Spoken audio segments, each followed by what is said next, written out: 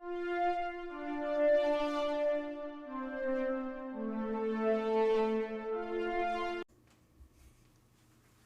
are happy to announce that this episode of the SWW Show is partially brought to you by Humble Bundle. Well, not really. We are part of the Humble Bundle referral program, and we just wanted to say that if you like really cheap games and maybe helping charity pending the Humble thing going on, all you have to do is go to humblebundle.com/partner equals SWW. That's right, humblebundle.com/partner equals SWW. And you just do your normal stuff, and it just kind of helps us get a couple bucks here and there. Maybe it helps AJ get his lights, maybe it's Mike camera, maybe we actually pay Corey for helping us out. But again, if you're going to go buy games anyway, it might be worth checking out. Hello everyone and welcome to episode number 45 of the SWW Show. That means we are 5 episodes away from doing some sort of a video/live thing. And Mike and I need to figure out what we're going to do first. Still haven't done that. Well, that's what we expect, right? It's going to be like October and we're going to start panicking. No, we'll start panicking as we're recording 49. Like, oh, we need to something out. No, that's more accurate. It'll be like in the moment, but like, oh crap.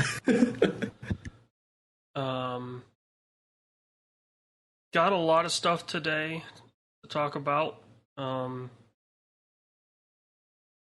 including some NFT stuff again. But first off, before we get into that, going over what we have played. Mikhail Gorbachev, you have been playing Teenage Mutant Ninja Turtles. Yes, I've been playing the one from I forgot God. What's the team? Yeah, the TMNT Shredder's Revenge, which is the one that just came out, right? Yeah. It's really good. It's God. What is the team? Let me find it because I've been doing a lot of these. Yeah, I mean, this looks like it's... It is Tribute Games. Tribute Games has been doing a lot of these kind of 16-bit, 32-bit games, right? So, most famously, they did Scott Pilgrim. They did Mercenary Kings, which I know I really liked and a lot of people really liked. They isn't this the team that did, like, Streets of Rage 4? Somebody worked on it. But yeah, so it's this team. It's really, really good. If you like... that old like beat 'em up types like Turtles in Time, sorry, one of the more famous of them, Streets of Rage are like those like beat 'em up games. This is a really good one of those. It's Turtles, which you know I really like. No, you don't even have to describe it as that. It's did you like the X-Men arcade game? Yeah, no, that's probably another good one too. It's any of those. It's this style. It's that's a very specific style that's lost in time. It is really, really good. It's like 20 stages. I want to say it's like 8-10 hours. So it's not super long. It was like my playing game, and it's a really good playing game. So I would say go check it out. I think it was like 20 or 25 bucks. So it's not even like that expensive of a game. It's not like a $60 game by any stretch either. So yeah, I feel like this game is gonna have like a weird audience around like barcades, where you can just be like, oh, I'm sure somebody's already figured out how to do it, right? Where, you know, the question becomes, though, because, like, so part of this game, which makes it cool, is there's a progression system. So that becomes a weirder arcade game to me. Especially, also, like, Turtles in Time is already, like, a classic arcade game. So, like, I don't know. I feel, to me, especially as we'll get to down the road, like, Capcom's releasing all the old Turtles games. I agree with you conceptually, but playing it, I just don't know if it's geared super well as a arcade game unless you change some stuff. Well, all you'd have to do is, like, put the save state onto, like, RAM or something like that.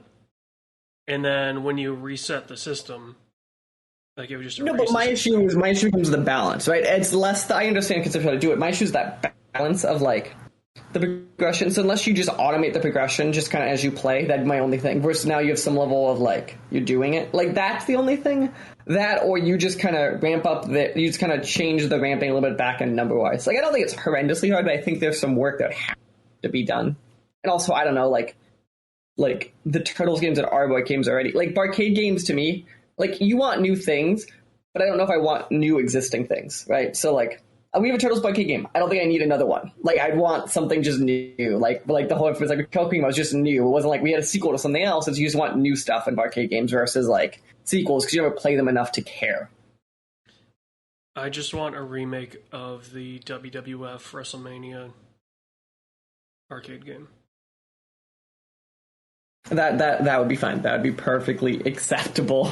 Where Yeah, it's just Randy Savage elbow dropping every 5 seconds. That game's awesome.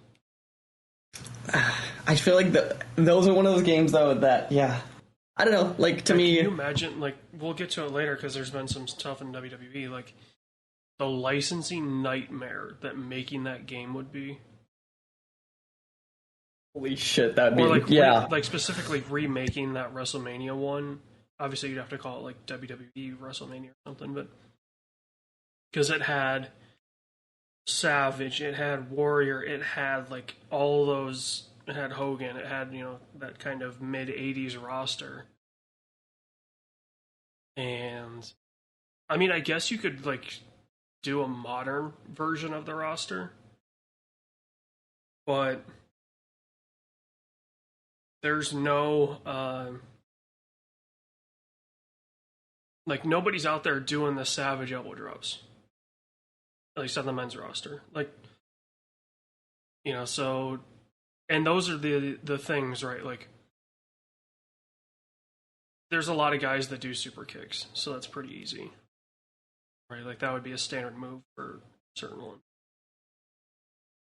But everyone wants that just jumping off the top turnbuckle, and you just see your character cover the whole screen to land an elbow drop.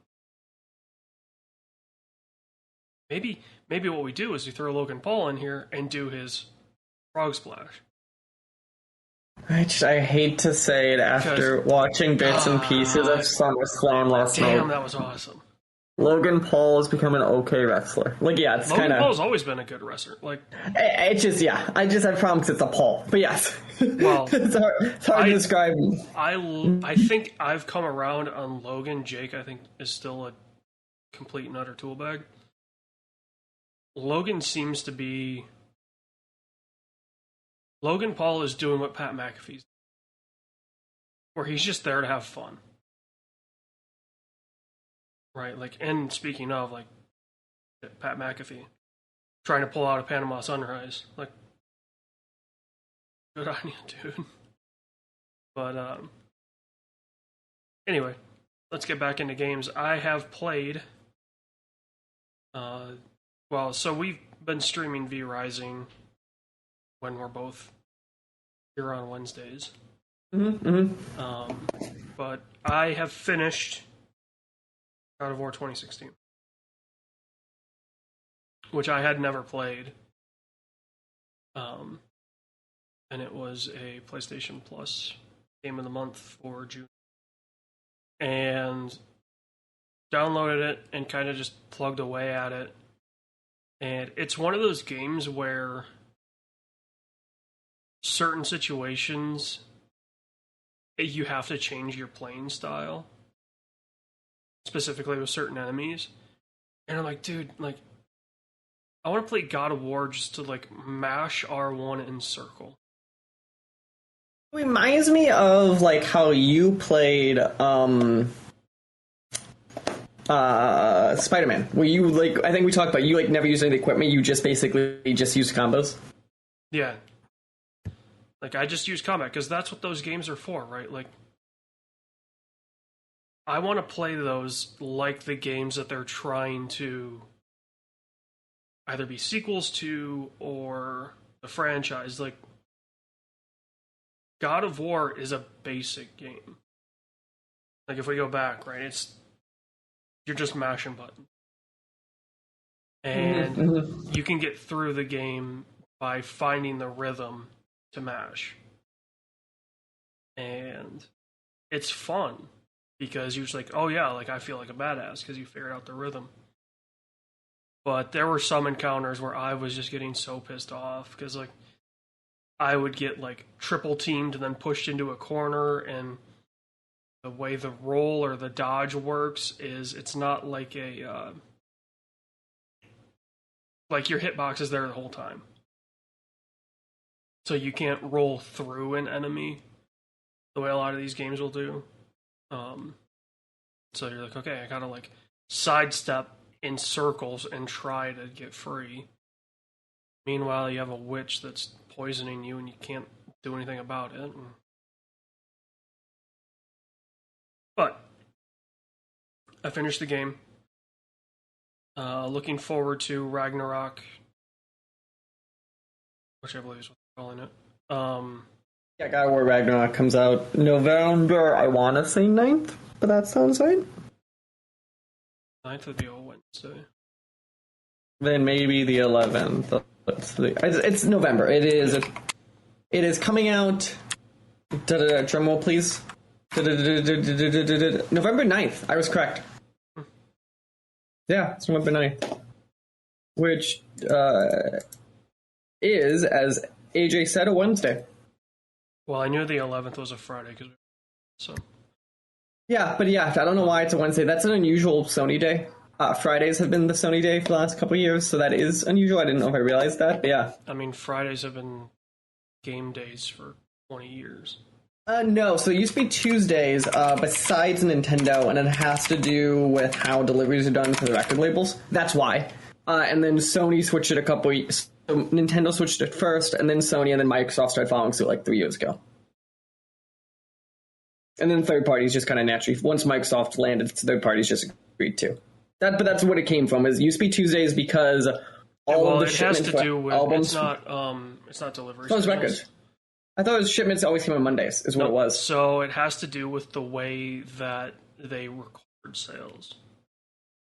So in the way that something like a weekend is Friday to Monday for sales, so they always made sure that the new things went on sale Tuesday, so that they could get a full quote-unquote week of sales. Because if you released it on Monday, technically your sales for the week would just be Monday. So you release it Tuesday, so then you have the whole week. Because those deliveries get in like Friday. Yeah, so it's interesting to me that we changed that. But yeah, it's been a last couple of years. But you're right, as since soon it as started. it went digital. Yeah, which last it's the last generation is when digital really took off. Like it started taking off, and then 2 generations ago. But that last PS4, Xbox One is like really when it like skyrocketed. Yeah. But I have also been plugging away at Forza Horizon 5. The Lego expansion, or not the Lego, Hot Wheels expansion came out a couple weeks ago. So I streamed an hour of that. I kept it to an hour because I had stuff to do, but also it was like 1,000 degrees in my place.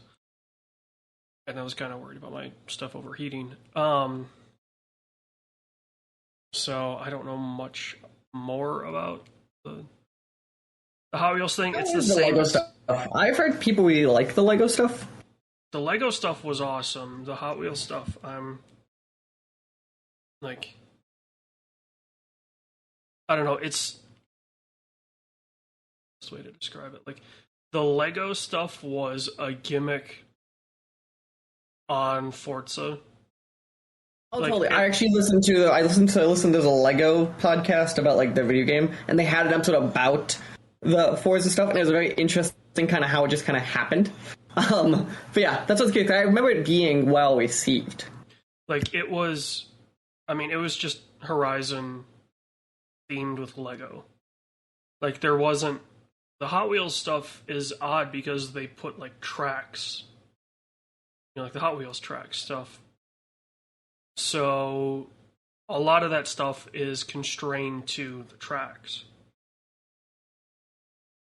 So it doesn't feel like a Horizon game. It feels more like a motorsport game because it's like, oh, now you're on a track and you have to race according to the track. Um, but yeah, I mean, I'll probably get back into the Lego stuff, or I keep saying the Lego because that was the last. Back into the Hot Wheels stuff. Sometime later, but it just hasn't done the same for me as Horizon 4's Lego stuff. That was fun. Okay. Other than that, I mean, like Horizon 5 is the culmination of the previous 4 games. Like, it's so much fun. The setting's great. You know, being based in Mexico is pretty cool. So it allows some of the like some of the stuff that we saw in, I believe it was 3 that was based in Australia. Where it's more of like the off-road aspect. Which is always fun because kind of the differentiator between Horizon and Motorsport is you can kind of just drive around however you want in Horizon. So having more of the off-road stuff is always fun, because it makes that a little easier. And you know, you've got the waterfront seaside towns and stuff like that, and it's just a blast. Nice. Cool. The last thing on my list I want to shout out is, it was actually from an interview I did a couple weeks ago. Okay, so I don't know if you're familiar, so I have Hands of Gilgamesh on this. Are you familiar with the SteamWorld franchise from Image and Form? So it's like SteamWorld Dig, SteamWorld Heist games? Yep. So this is actually their most recent one. It is SteamWorld: Hands of Gilgamesh, which is that same style, but their whole thing now, it's a turn-based, card-based RPG, deck builder RPG. So I want to shout out, it's been really cool. It's been a fun little game. It's like a 20-hour RPG, I believe. And it's just really it's a fun little cheesy, like, story set in that, like, I think it's Mesopotamian, like, I think that's Gilgamesh. Like that style. It's still the Image Form art style, and it's actually a surprisingly good deck-based RPG with like classes and all that. So I feel like not an AJ game, but I wanted to shout it out because it's been a really fun experience of a game that I definitely flew under the radar for me, and I think it's been really cool. So I wanted to shout that game out. But that's at least for me, unless you have anything else, everything that we've been playing. Yeah, no, that's pretty much everything. So let's just jump into the other thing. What have we seen? I want to start this one because that's a thing that's not going to get a lot of play. But Destination Wedding, me and my girlfriend watched the other night. The really weird movie. It's literally Keanu Reeves, and I don't know the actress. And they're the only speaking roles in the entire film. It's kind of a dry rom-com. But I thought it was a really interesting. So it's just because just the two of them and like very low budget.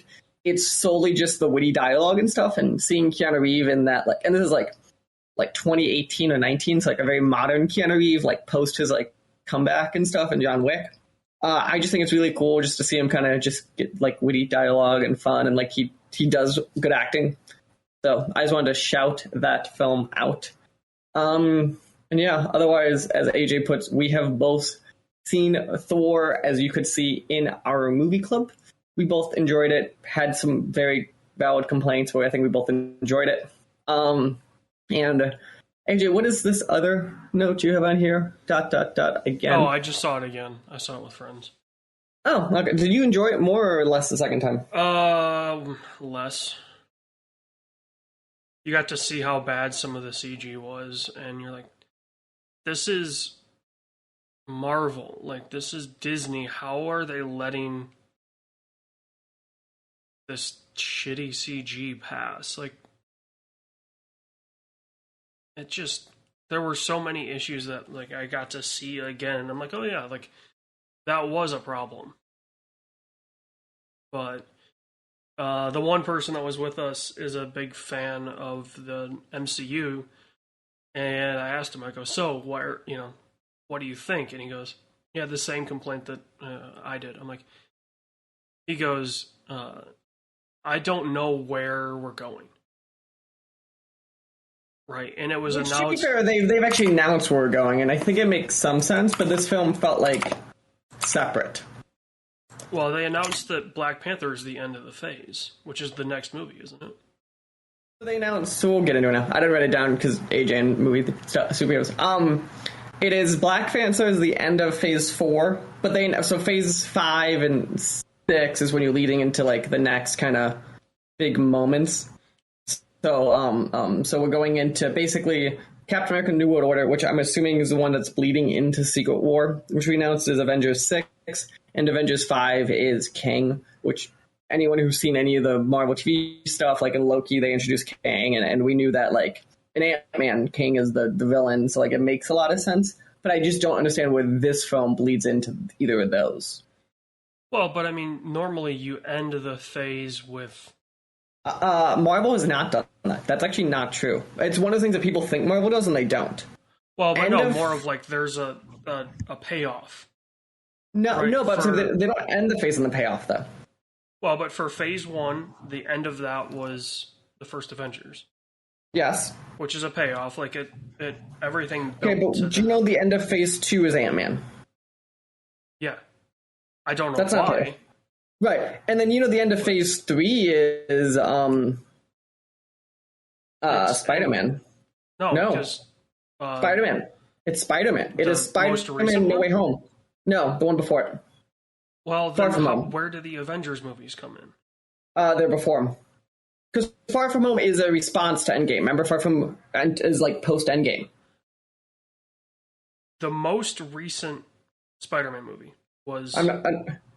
that's also... Two of the three Spider-Man are post-Endgame. But Phase 4 is officially just the most recent...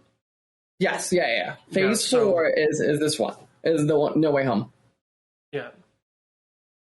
So it's like but still, there's zero payoff. Yeah, so I'm very. The rumor is that Black Panther is going to have like Doctor Doom in it. So I'll be curious if something like that's the only thing I think of. But like, I'll be very curious. Like, and like there, like we talked about last time too. Like there are moments in this phase that I like. But yeah, it's very interesting to me that they very much chose this as like a phase that's response to Endgame, but it doesn't but it doesn't feel like it's mattered. Like it's very interesting in that way. Well, you go from like building towards something in a digestible manner, right? Like the 1, 2, and 3 were digestible. Now with 4, Phase 4 has put out more content than the first 3 phases combined. That includes the movies and the TV shows. So you're telling me I have to invest 100 hours to understand what's going on, and the people that have done that still aren't quite sure what's going on. Like, that's my problem that I have. Like, even the people that are invested, it's like, yeah, they could go this way or that way. There's really no, this is what they're doing. No, that's a totally valid. And I've seen enough comments online it sounds like the way that Black Panther is going, a lot of people are getting turned off by what they're trying to do with that. Interesting, because I've seen the exact opposite online. Like legitimately, I've seen the exact opposite. People seem to love what they're doing. So, just like, okay, like, well, it's been a lot of response. Like, I don't need to see this then, because okay, they might do one thing and that's it. Like, it's not like the response I've seen is because online, at least, there was a way more of a love of Black Panther than I have, and I think that's part of it. Well, also, you and I are in completely different Twitter spaces because but legitimately, because like to me, like I don't love Black Panther, but I know people do, and I don't I don't get it because I think Black Panther is like a mid-tier Marvel film. So that's like I just don't understand, but Like Yeah, to the me, Black Black Panther Panther is movie not is like, the way people talk about it. I'm like, it's fine, but like it is not the way people talk about it. I do not see a film that way. what it did for representation is pretty cool. Sure, but the way people talk about it is beyond that. They talk about how it's a great film. Like people are like, it should got Best Picture. I'm like, you're crazy. Like, That's Marvel fans for you. Marvel can do no wrong. Marvel fans, I want to see the Venn diagram between Marvel fans and Elon Musk fans. it's almost a circle. I was going to say, something tells me that is a circle. I don't think it's quite a circle because you have enough very liberal Marvel fans, but it's a pretty good circle. It's almost a full overlap. You're like, man, this is just a circle that somebody just kind of like free-handed. Yeah, that's probably more accurate. Like it bleeds out a little, but not all the way. The cops are coming after Mike. God damn, I gotta run. But But yeah, I think that's all we got. Are you ready to bleed into some news? fuck it, let's go for it. Cool.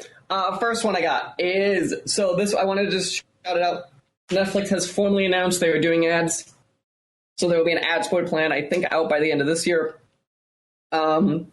Disney Plus has obviously been rumored to do that ad plan for a while too. So I just wanted to shout that out. It's something I think it's worth keeping an eye on, especially as the ad market has been imploding as companies' financials have obviously gone down this quarter and stuff. So I'll be very curious to kind of watch how these roll out and if it changes anything. Because basically Netflix announced the ad roll plan, and then obviously by actual definitions entered a recession, and companies' financials have been great. So I'm actually going to be very curious if this actually makes Netflix delay this plan. Because imagine you roll out an ad plan and then fucking half the stuff companies don't, it's a half empty because of that. So I'm just going to be very curious on that. I don't know if you have any thoughts on that. Netflix will roll this out come hell or high water. Like, they've wanted to do this Cheap from the rates. beginning. They'll do the Hulu thing of where Hulu lets you as a small business do an ad plan, but they're just going to make the rates super cheap. Well, I think they'll just have, like, they're obviously going to farm out the ads to an algorithm that takes your advertiser ID, says, oh, they'll like this ad. So I don't think they're going to do anything much on their end. I do think this is telling because this proves that Netflix has way overspent for stuff. Because now they're like, we need to make money. It's one of the things that I applauded HBO for doing. Like, they introduced a cheaper plan, which is fine, but it's ad supported. But they haven't increased the price of Max. It's been $15 forever, like since Now became a thing, and like Amazon went up, but that's more to do with everything else around Amazon.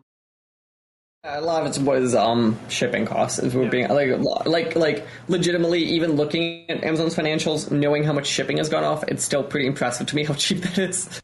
And then Because I have friends in supply chain stuff, and like shipping has literally doubled in cost over the last year, the last 2 years. Not even a joke. It has literally doubled in cost, if not tripled. It's more than that. Trust me. Right. But that's why to me it's wild that Amazon was like, we raised it 10 or 15%. Like Hulu basically eliminated their free thing. In fact, I don't even think you can do it anymore. So, yeah, I mean, like, I guess Netflix is another one of those companies, right? Like, you can't really trust them. Because their whole pitch was like, we're never going to have ads. And then they started getting into the whole, well, we want to own everything on our platform. And then they just started throwing ridiculous money and stuff to get it exclusive, which makes sense when you think about, like, okay, for a movie that Netflix makes, its quote-unquote budget is around what its box office would do. Because, or they need to think of it that way, because there is no sales, right? Like, if I'm a studio and Netflix approaches me, I'm absolutely going to inflate my budget because I'm not going to get sales. You know, Netflix doesn't pay the same way that the traditional box office does. So I would inflate my budget, force them to pay more, and hope to kind of potentially recoup some of the difference through that. Mm-hmm. Also, I'll be curious if, because one of the things that has been Netflix kind of changed was obviously a lot of actors work off residuals, and you couldn't do that in the Netflix model. I'll actually be curious if ads can change that, because now you have a continual revenue source.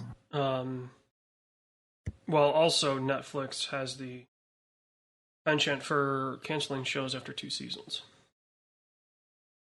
Which, like, at least, right, which is the magic number. Yeah, for those that don't know, if a show has a third season, your royalties checks go way up, basically. So the percentage goes higher than if there's 1 or 2 seasons. And royalties on streaming gets a little fun. Because there's no, like you say, there's no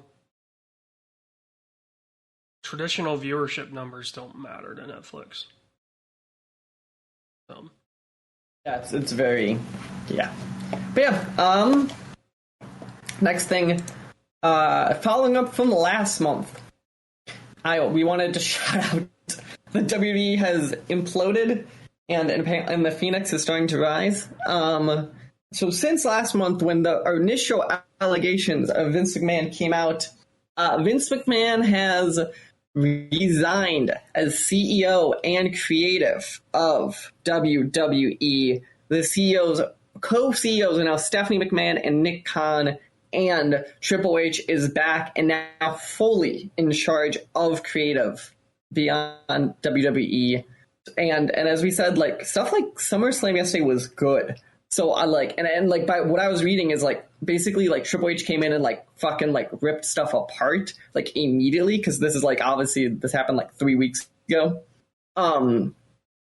So and by all accounts the talent is happy. So I am just going to be very curious if WWE becomes like actually consistently good again now that you actually have the correct people in charge. And the other thing I'm curious about, AJ, and I'm going to have that to you, is do you think Triple H tries to bring NXT back closer to what he had it versus to what it is now?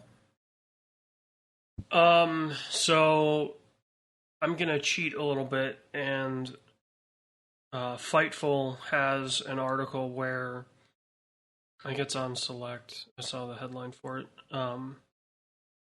Tripp's goal is to get NXT to kind of be a blend of what it is now in terms of like a true developmental, kind of in the way that like OVW was back in the day. He wants a mix of that and what Black and Gold is, where he's willing to bring in kind of name brand people, right? Like guys that are popular on the indies. You could potentially see NXT relaunched or kind of morph into more of the Black and Gold style pretty soon. It wouldn't surprise me if Tripp says, "Hey, look, calls up some of the guys at AEW and is like, hey, do you want to spend the rest of your time on your contract just doing dark matches, or do you want to come work for WWE? We'll put you in NXT. We'll have you as one of the name brand guys in NXT. Like, it'll be interesting to see, because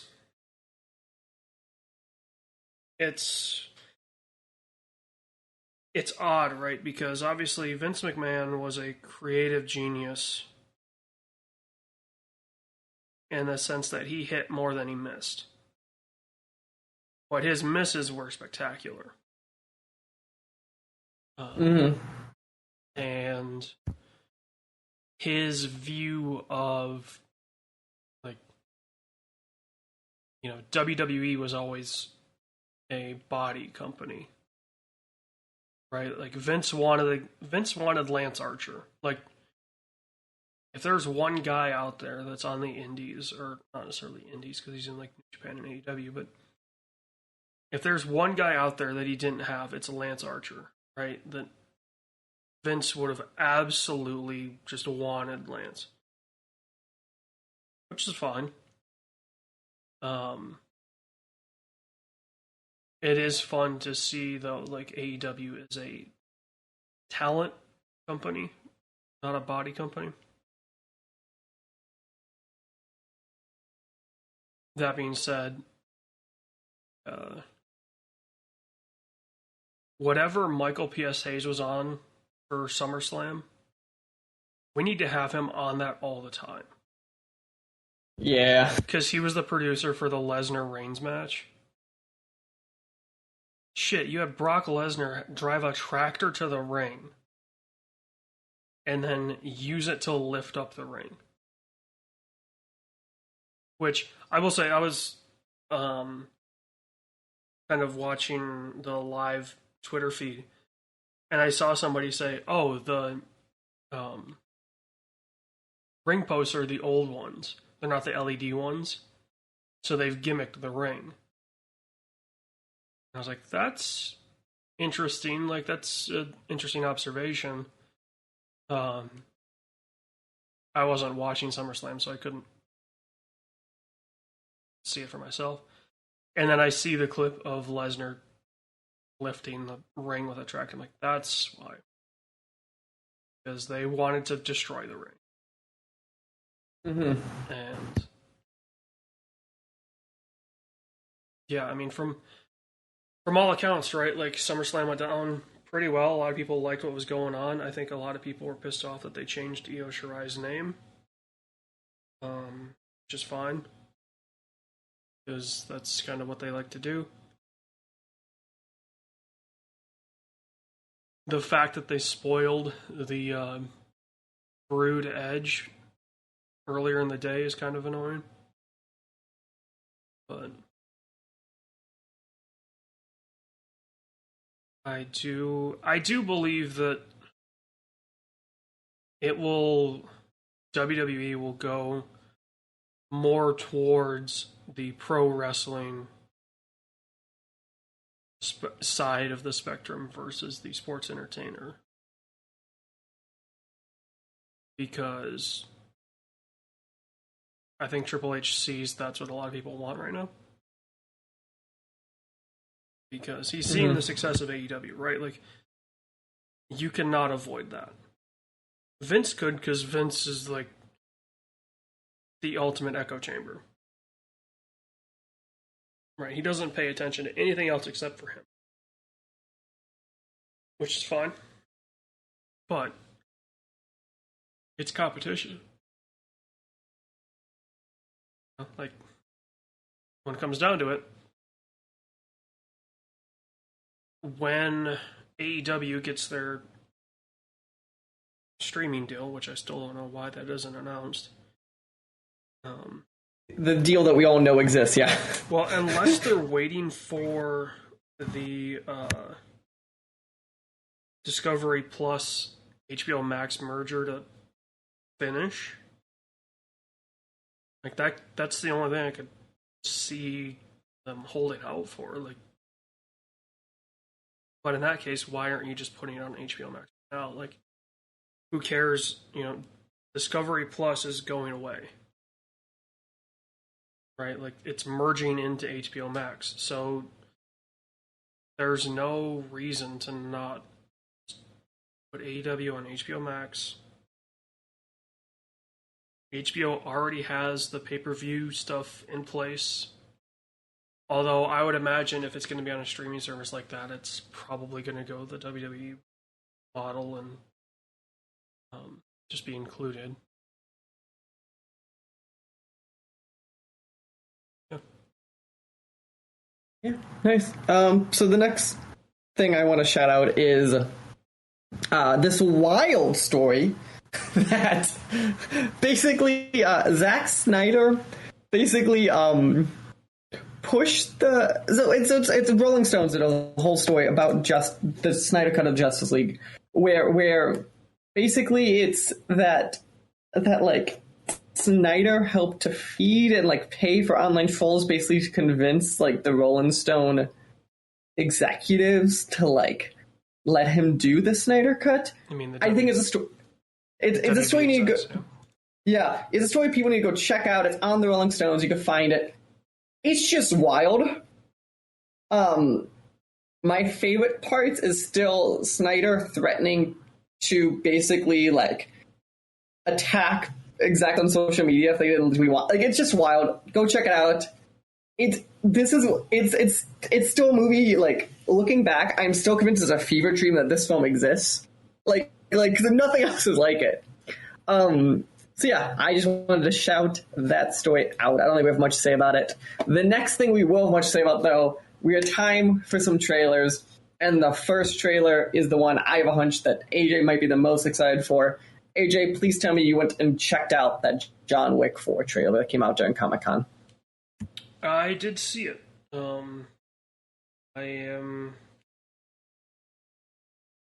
don't know, right? Like, my stance on John Wick, especially after 2, so now 3 and 4, is just Keanu just wants to make these as long as he can, which is fine. They're normally pretty good. But it's like, I don't really care about the story. Like, they're doing a spin-off series called The Continental. I think it's still on. I haven't heard anything about it lately, but yeah, I mean, the story behind John Wick is whatever, right? Like, no one really cares. They just want to see Keanu doing gun fu.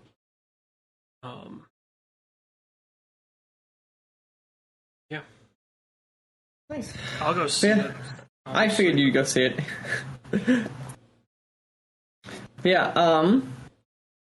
The next thing I want to shout out to trailers we have in there. I'm going to skip to the last one first. I only care. Clerks 3 trailers out there. I'm excited. Everyone knows I'm a big Kevin Smith fan. I want to shout that out. Go see Clerks in your local movie theaters for whatever those Fandango events, whatever it is, on September, I think it's 12th and 15th. But the other one, the last trailer then, I think we need to shout out, is the teaser for Christopher Nolan's Oppenheimer came out. And god damn, AJ, when we get in that full trailer? Soon, I hope? You'd have to imagine. I mean, the countdown in the teaser is for the first Trinity test. And we know Oppenheimer's already coming out next year, so that's... So I'm assuming that's when I'm assuming that is when we get it. Like that's when I'm assuming that countdown is. Well, no, that's the Trinity test. Like, but I'm assuming, like, I'm bet you on the Trinity test as we get the first trailer, like the first full trailer. I mean, that's still 4 months away, so I doubt it. But I have a feeling, I don't know. I don't want to see much about this movie. Right? I just want to go into my local IMAX, watch this on 70mm film, and experience it. Like, I don't really need trailers. So. Oh, I agree with what you're saying. I'm just what I am interested is also this might be the most impressive cast of film of all time. So I'm just gonna be very curious, kind of a lot of stuff in it, kind of like how does it all go and stuff. And I'll be curious too, like because I think we both liked it but didn't love it. So I'll be kind of curious, kind of where this all falls on the Nolan ranking at the end of the day. But yep, as AJ said, it comes out in now approximately 11 and a half months, middle of July next year. So open air coming soon. AJ, it is now time for us to jump into video games, which is mostly making fun of NFT talk. So let's start there. So first off, there's a bunch of Minecraft stuff, mainly really in the Minecraft culture and a lot of people, but I want to shout out the stance that Minecraft and Microsoft is taking on both controlling of private servers and general NFT and blockchain technology. They have announced that effective immediately, any private server on Minecraft, that includes servers that are using both their whatever their technology is for hosting a server and hosting one locally, that if it is a server that they can access and it uses blockchain technology, it will be banned. The accounts that run it will be banned, and Microsoft's taking a hard stance. They're also now moderating private servers for general hate speech and general speech. Obviously, this puts some in the Minecraft community ablaze. I want to specifically shout out, which I don't think I put down here, a story that I think it's NFT World, which is the name of it, which is a real name of a project that someone used Minecraft for, which, wild, is threatening to sue Microsoft or invent their own Minecraft, which I don't understand how people think any of this legally works, but it's wild to me. AJ, I know your opinion on NFTs and blockchain, but I'm kind of curious broadly, what is your reaction to Microsoft taking this like very hard stance? I'd say much harder than they were taking even just a year ago.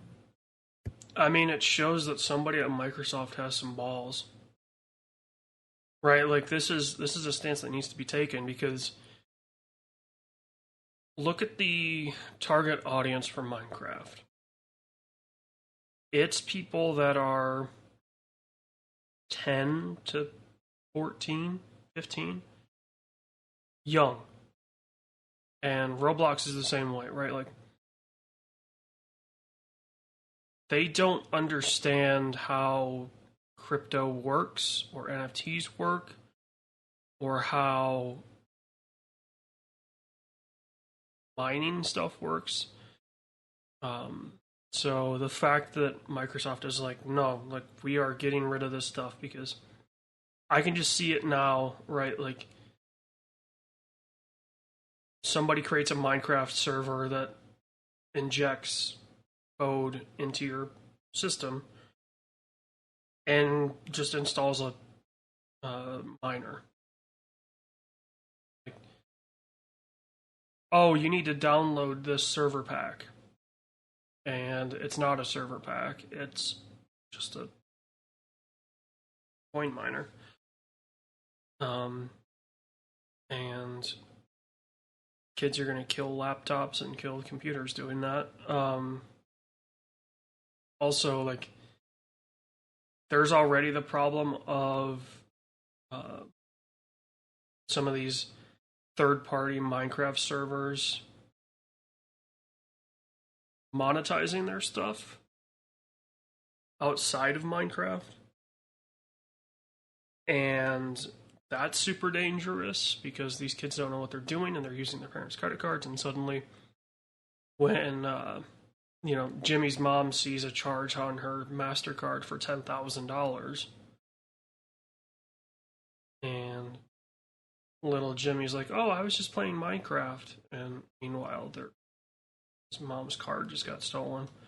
Also, hear me out. And this is, I think, a general me with business stuff, and I don't understand. So one of the things is, Microsoft and Minecraft have always just kind of let people do this stuff and turned a blind eye and kind of, let them create these private servers and monetization stuff. But they never got explicit permission from Microsoft, right? It's one of those, Microsoft just kind of let it happen. Which I have never understood. Running your business, and not just a part of your entire business, off a platform in which you never explicitly have written permission to do what you're doing, because at any point Microsoft can. That's why they do stuff ban accounts, because there is no written agreement in place. It's at any point they just go, "Fuck you, we're done." If this comes into a PR hit for Microsoft, they can just go, "Private servers that use monetization not approved of Microsoft, you're closed." Yeah, you just do that. That's what I don't understand about these, literally NFT wallets I've mentioned. That's why Microsoft just go, "You're done," because they can do that, right? Because they never actually got any sort of written some game companies have some sort of you can do private monetization, here's X, Y, and Z checkbox, all that stuff. But Microsoft is never one that gave that type of permission or general guidance or anything. It just kind of let it happen. And I don't understand. To me, that's such a risky business maneuver. I don't understand it. Well, also, I think some of that attitude ties back into they knew what they were getting into when they bought Mojang. Totally. A lot of this stuff already existed when they purchased Mojang. So it's grown since then, but I agree with you. The foundation of at least existed. Yeah. There were servers out there that were, using PayPal and that to be buy server credits or whatever. But again, though, even with Mojang, they just kind of let it happen. So it was during the early YouTube days, or not early, but that the way we think of YouTube now. And so to me, I just find that again, it's obviously it's now exploded, and some of these servers are millions upon millions of dollars they're worth. But you never actually got permission to do this, so to me, there was always this risk that Microsoft can decide they don't like a thing that is happening, whether justified or not. And that's what I never understood about building your business around that. I think it's more to do with the fact that the reason that they're getting mad about it now is the NFT push is hitting mainstream right now as the NFT market is crashing, which is hilarious. And Minecraft is Exhibit A for my kids don't play video games, but they play Minecraft. Yeah. So, they're this is going to get dangerous fast. And so we'll just cut it off at the knees.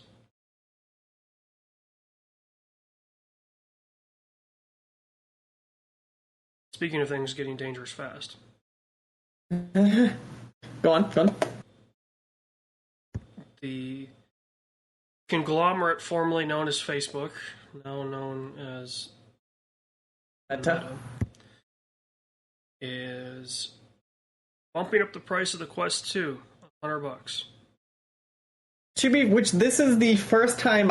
So there was one exception where in Canada, because the currency exchange, Sony did this with PS5. This is the only other time I've ever, since the first time I've seen it globally, where a hardware product has gone up in price without changing the innards. Also, let's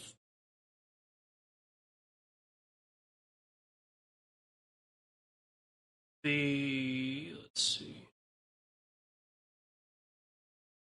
And I mean, obviously the official price, not second-party sellers. What was the name of the Primex? I think is what it's called. Another VR headset did something similar, where it went up in price because it went true for sale. They had a pre-order that was oh, you'll save $100 if you pre-order. But that's a little bit different to me than this, where it's been a product's been on sale for 2-3 years, and then now they're just upping the price. That to me is a fundamental difference. Well, this is probably more what it's actually worth. Oh, totally. This probably is what this should have been priced, and they couldn't. But it's just surprising to me because components should be getting cheaper, not more expensive. Well, so the funny thing is, right? Like if I bought a Quest 2 for $2.99, whatever it was, I can make at least $50 now by selling it used for $3.50 because it's still cheaper than a new one. Right? Like the only thing Meta did here was up the secondhand, which Yeah. I think is interesting, right? Like normally we see it opposite, right? Like, well, we'll probably never see the PS5 price go down, because it's demand. But like when the PS3 prices were starting to come down and they were releasing different versions of it, and it was, the only ones that went up in value were the original ones that you could still like run Linux on and stuff like that. Other than that, like anytime Sony released a new PS3 secondhand shit, it was like, okay, now we got to sell these for like $100 instead of $250. So this might be the first time secondhand market has gone up because of manufacturer, not down.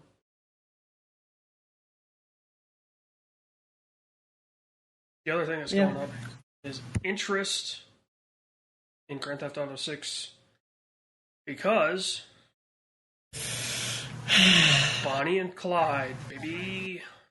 So GTA 6. So what it is there stories came out. Basically, so GTA 6 is gonna feature a couple playable protagonists, including a female. It's gonna be set at least primarily in Miami, which is Vice City. And there's gonna be a couple places added over time. It's GTA 6 until we see more. Like to me, I'm just gonna like it's. I don't. This thing's gonna be another fucking 5 years. I don't care what they tell me. I don't care if they say it's gonna be next fiscal year. That's not happening. The thing that concerns me, though, I want to shout out is that the way the rumor is reading is it sounds like it's going to be kind of a lively like game at space because they're adding worlds over time. And that was, I think, a concern we've had a while ago, where that GTA Online is just going to bleed into GTA when it becomes. So, yeah, I don't know. I don't know. What are your thoughts on that, AJ? I mean, like my thought of the campaign being a Bonnie and Clyde story is actually pretty cool because it's, I think, kind of the only era that they haven't really explored with their stories. I'm not saying they're going to go back to the 20s, but like GTA 5 was straight out of the 80s. Every mission was an 80s action movie. So having your story based on something from 100 years ago, in the sense of you're going to have one male, one female character, like, it'll be interesting. It'll be kind of fun. I think as soon as we get the first trailer for GTA 6, we're about a year out from its release. Because that's roughly what they did for GTA 5. Mm-hmm. But the whole adding worlds thing, like, I am cautiously optimistic because if you try to fire up GTA 5 right now and go online, there's like 18 different icons at every intersection. Because they've added so much to that map. So many different businesses and events and activities and things like that. And you're like, there's way too much on this map. So having some of that stuff tied to different maps would be great. Because now it allows you to kind of breathe in the map. So, and I think honestly, like the heist that they released for GTA 5, where it was like you could do it single player and it was on its own island and everything. I feel like that was testing the waters for some of that technology. So, Oh, probably. I tend to agree on that. I have a feeling that the worlds are going to be like Liberty City and maybe San Andreas and some of the other stuff, some of the other areas that they've been to. I don't know. Like, Yeah. Next story I wanted to shout out is a wild story. I think it was on Bloomberg. So obviously we all know there's that remake of Star Wars: The Old Republic. Yeah. Old Republic. Is that the? Yeah. I always get that in the MMO. Is basically on hold because developer basically collapsed and is like years, and I mean years behind schedule. So, yeah, that's a thing. We'll all be curious if we ever see that. But that's kind of the next thing I want to shout out. Another quick one is Bruce Straley of Naughty Dog, formerly of Naughty Dog fame, was the co-director on The Last of Us and Uncharted 4. Infamously left the studio after Uncharted 4 from like burnout and stuff. So he is now back with a brand new studio called Wildflower Interactive, and I'll just be curious what they come up with. They're currently actively hiring, and I think we will see from there.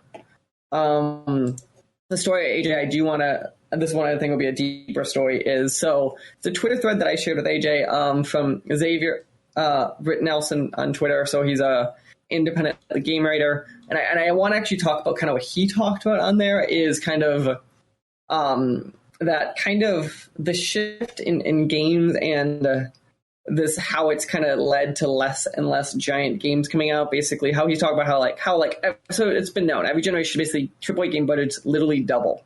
So that was we saw formal Sony execs talking about that. Sean Layden talking about that the last couple of years, kind of how like PS3 was like a $50 million game, they turned into $100 million games, now they're like $200 million games, and because of that, you're seeing this change of like less AAA games coming out last year. They're taking longer, but they have to now be live service, or they have to be franchises are going to make money, so you see less risks happening. And I'm kind of curious, AJ, what is your take on that? And is that good for the industry? Is it bad, like Xavier's saying, or what is your kind of thought on that? I mean, here's the perfect example for what he's getting at. Between 2000 and 2005, Rockstar released and published roughly 22 new games. Okay, so that would have been GTA 3 era Rockstar. For the PlayStation 4, Xbox One, they only released one game. Now, granted, they re-released GTA 5, but they only released Red Dead Redemption 2. That's the only game Rockstar put out on a console that was 8 years. Like its span was 8 years. And, you know, the problem that you have is you want everything to get better. Well, that costs more money. And more money means fewer of these projects in a year. And, you know, okay, well, now suddenly the budget for GTA 6 is $500 million. Honestly, probably not far off. And the crazy thing is, they have to release it on everything. Right? So they can't be like, okay, we're going to build this for PS5, Series X, PC. They have to build it knowing that they need to port it for PS6 and whatever the next Xbox is to make the money back. Right? Like,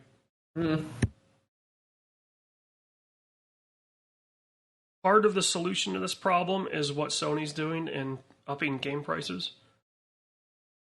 The other problem that we're seeing is everything's now got to be a live game, right? That's how studios are making money. Is it's not on initial sales anymore. It's, oh, we're releasing this skin or that skin or, maps or whatever, right? And I think of it as like,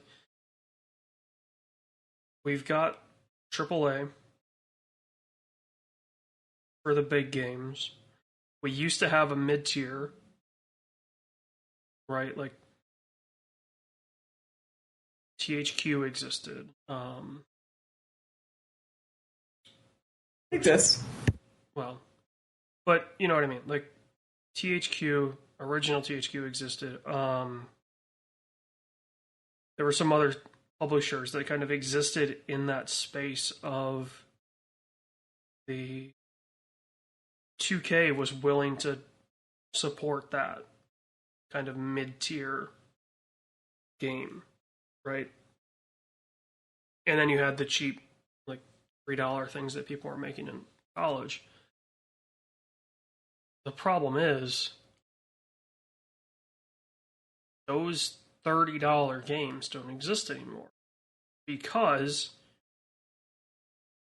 you have to put it out on everything, so your studio size has to get bigger, or you have to hire that stuff out, and that means there's a lot of money that needs to go places, so you have to up the game price, and you get indie games now costing $20 because everything just costs money. So like $20 indie games living in that $20 space are like legitimately, if you look at like inflation and cost and all that, like are actually undervalued. Like if we were being objective and what indie games probably should cost if they and not could even, keep up and did. Right. Even indie games, like if we look at AAA games should be $100. Yes, and there is the infamous thing of Nintendo 64 games in 1996 costed between $60 to $80 in 1996. Look at I think it was the 3DO. They had games that cost $300. Right, which, okay, 3DO price. But the point is, though, like, if you look at it, like, the old saying of, even with this generation, games costing $10 more, games are actually cheaper on a consumer basis to get into. I understand there's microtransaction back and stuff. To get into than has ever been since the game industry took off. Which at a certain point, something has to give, right? And I think we're seeing that now. Like, look at this year. I don't know if there's less AAA games. There are less big AAA games than there's been.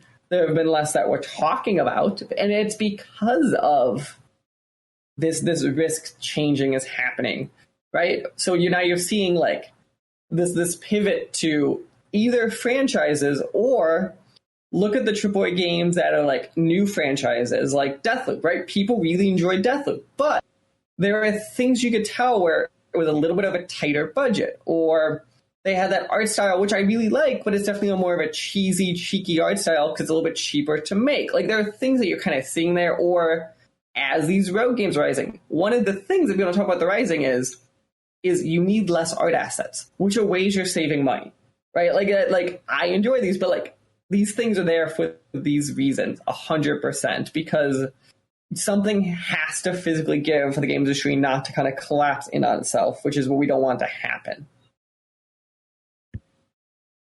Yeah, you're going to run into this incredible problem of...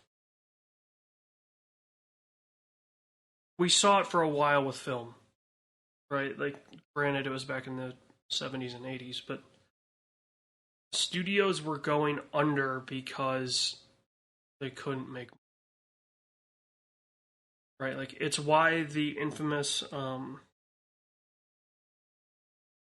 Paramount used to be owned by Gulf, the oil company. So, like, if you go watch the first Top Gun movie, it says Paramount Studios, a golf plus Western.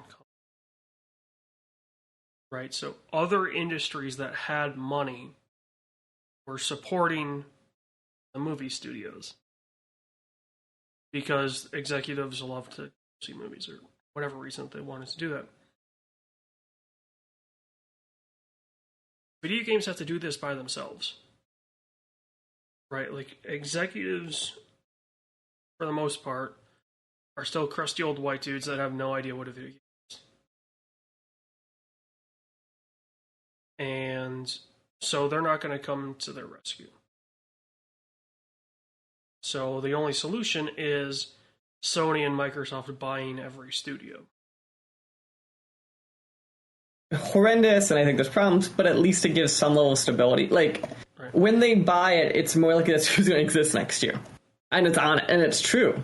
Because I think now is a good pivot point, is the story that I wanted to throw in there is Zachtronics, who was an indie team that's existed forever, as far as I'm concerned, who had all those fun, like, simulation type games, kind of is closing doors. And yes, like, part of the team is talking about how, like, they just want it to be done naturally. But, like, it's also the story of, like, yeah, like, it's just harder and harder to be an indie game dev without, like, things like, or, like, I was reading stuff like, what's the team that made Octodad and that, like, I've got this, the CEO was talking about in that team of, like, they have never seen a publishing deal that wouldn't screw them. And, like, that's what we consider, like, it's a successful, like, indie studio. Like, it's just this thing of, like, I'm going to be curious next couple years kind of how stuff goes and continues just because of this kind of general problems happening. Yeah, I mean, it's certainly an interesting next couple of years. Which is made even more interesting by ex-EA CEO, now CEO of Unity. What's his first name? John Riccitello? John not trying to put Riccitello. God almighty. Calling so Unity developers that don't think about monetization early fucking idiots. That's his example. So let's see. So you have the two big game engines out there, right? Unreal has Tim Sweeney, which has its own batch of problems, and you have Unity. I prefer Unity, I know. Like, it's the thing I use, right?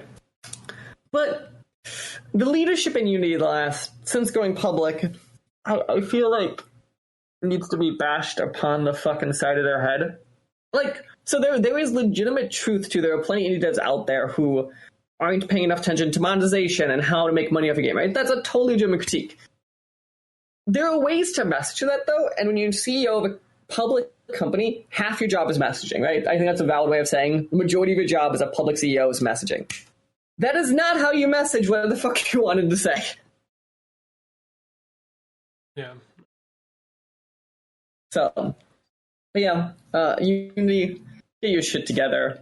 And the final news story, I just had to shout it out as we end our NFT rants for the month. Is so there was a Brazilian games festival like a month ago where it was one of the sponsors was an NFT company. So one of the this is the funniest shit ever. So one of the talks was called the Future of Game Design, and it was supposed to be a at least pro to neutral NFT talk. And the designer literally lied, and second slide in the talk literally roughly translates to why NFTs are a nightmare, and he gave an entire talk about why NFTs are horrendous for game design, and I just thought it was the funniest shit ever. I don't know if you have any thoughts on that, AJ. It's so much fun to see people just, like, the best way to describe the situation is NFTs are the equivalent of the multi-level marketing pyramid schemes that you see at every convention. right? Like every show that you've ever been to, there's somebody selling gutters or cutlery or something, right? NFTs are the exact same thing. Where there's a sunken cost fallacy for a lot of this too, where it's like,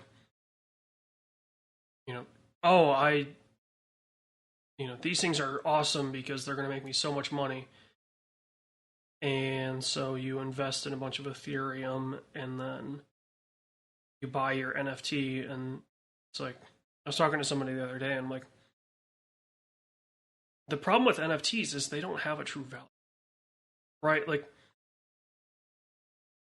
art, like if we go to an art auction, if you and I get all swanky and go into an art auction, we'd make fun of it the entire time, but go on. Well, we know how much a piece is worth, right? So here's going to be my pushback, and I'm not the NFT defender here.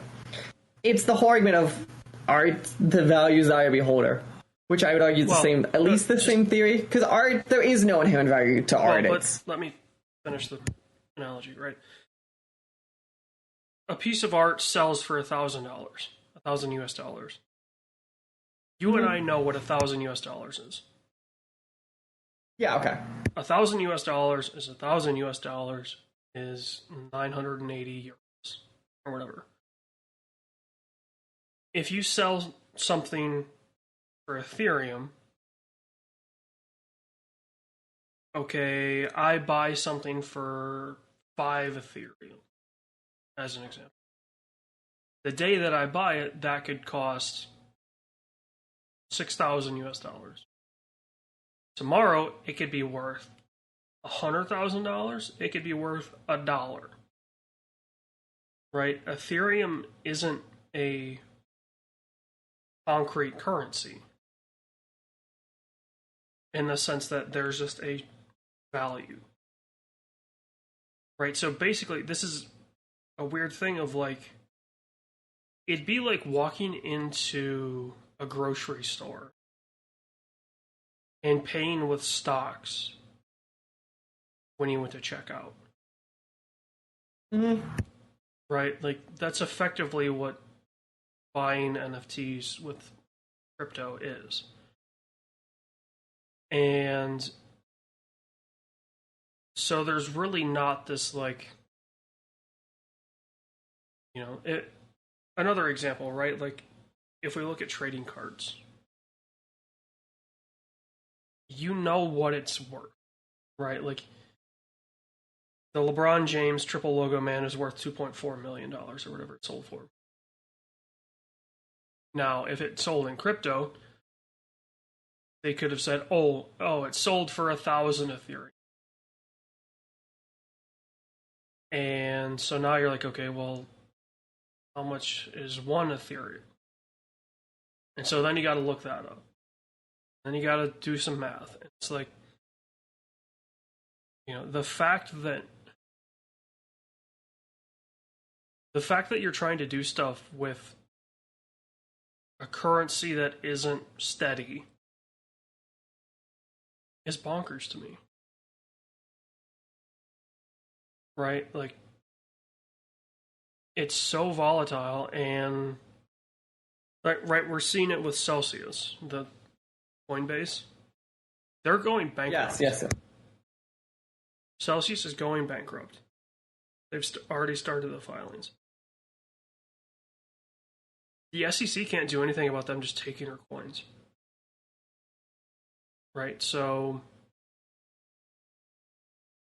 this is an unregulated market that everyone's just like trying to go buck wild in.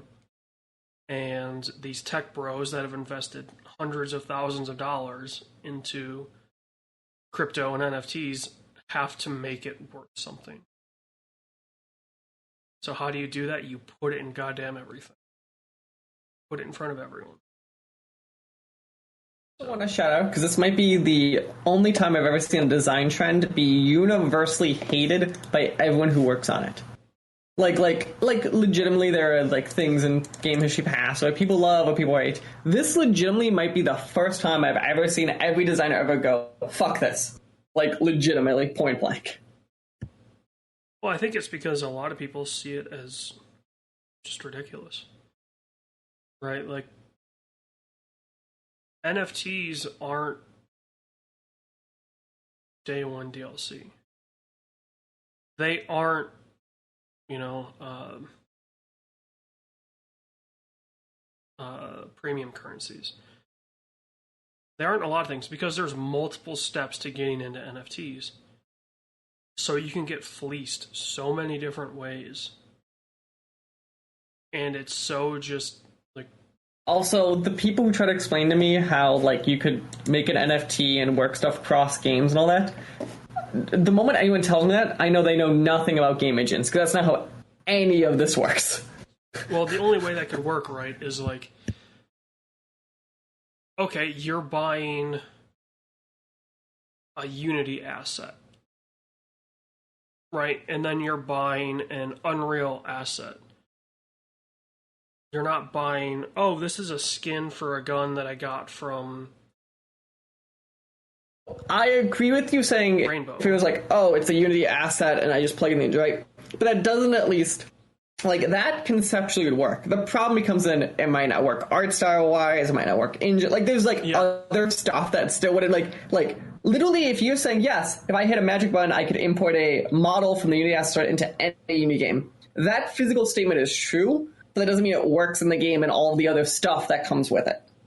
Yeah, no, I mean, and that's what people would be like, you could buy a skin here and play it in Battlefield or Call of Duty or whatever. I'm like, none of you know what any of this means, and even if I could physically put that skin on the gun, that would mean then for it to look correct, every game would have to be modeled the same, have the same texturability, like all of these little things that show me you know nothing about it. Because people talk about how it's just plug and play, like it is not just plug and play. That's not how any of this works. So think about it this way, right? Like, we just got done bitching about how game cost is through the roof. Everything would have to be licensed. Like, okay, you want to carry your skin from Fortnite to Call of Duty to Battlefield? Alright, so now Activision and EA have to license a model. And not only license them, they would have to then use the same model with the same UV mapping, so otherwise that skin won't make sense. You have to hope that then that's assuming that the format of the texture works in all of those engines, because a lot of times they use it in file formats, and they have to all agree on the file format. They have to. Do you see like all the stuff they have to agree on for this all to work? Also, yeah, it's just, like it's not just saying, oh, it's a PNG. That's not how this works. It is so much more than that. Yeah, it's snake oil sales. It's whatever you want to call it. It's ridiculous. Snake oil sales that you're convincing executives because they're scared they're missing out on the boat and they're scared the stock is going to punish them. That's what this is. Speaking of things, it's we have it in the games, and I just saw the story this morning. Overwatch 2 had a survey go out. It sounds like they're considering $45 skins. Fucking speaking of snake oil. So to me, the way I look at skins, because I think we were talking in the past, Overwatch 2 is going to be a free game, right?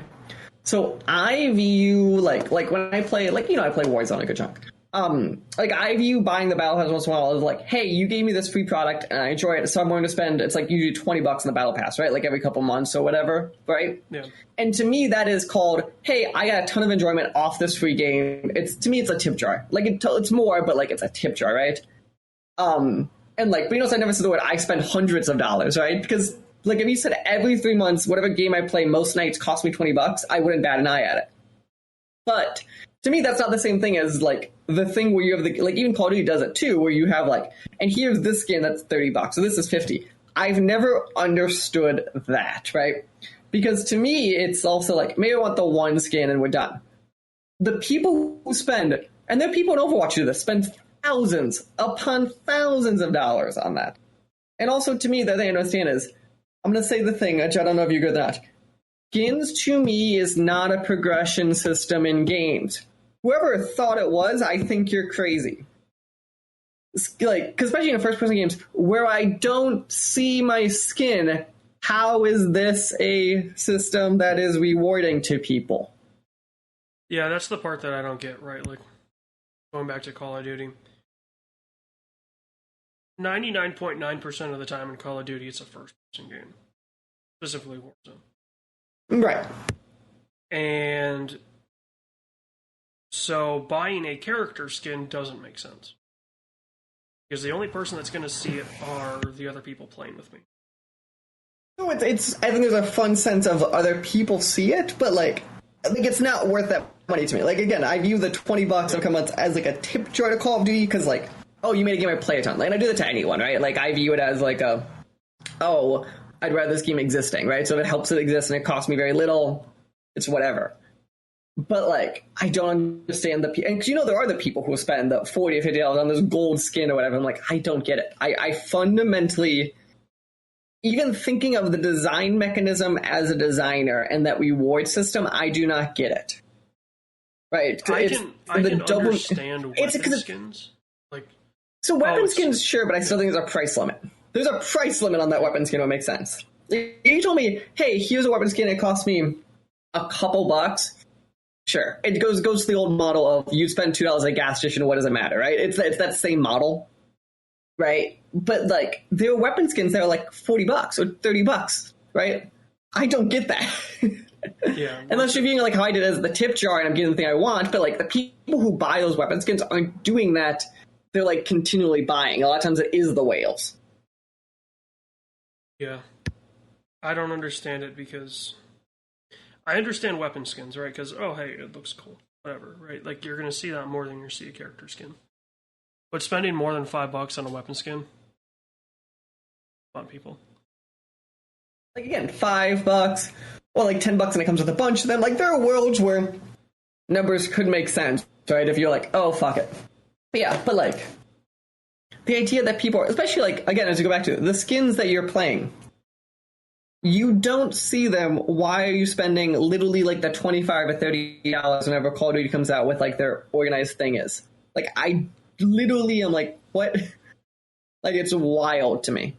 Like, it's just fundamental. Yeah, there's only one game where I would buy skins, and it's one that's coming up later in the month here, and that's Saints Row.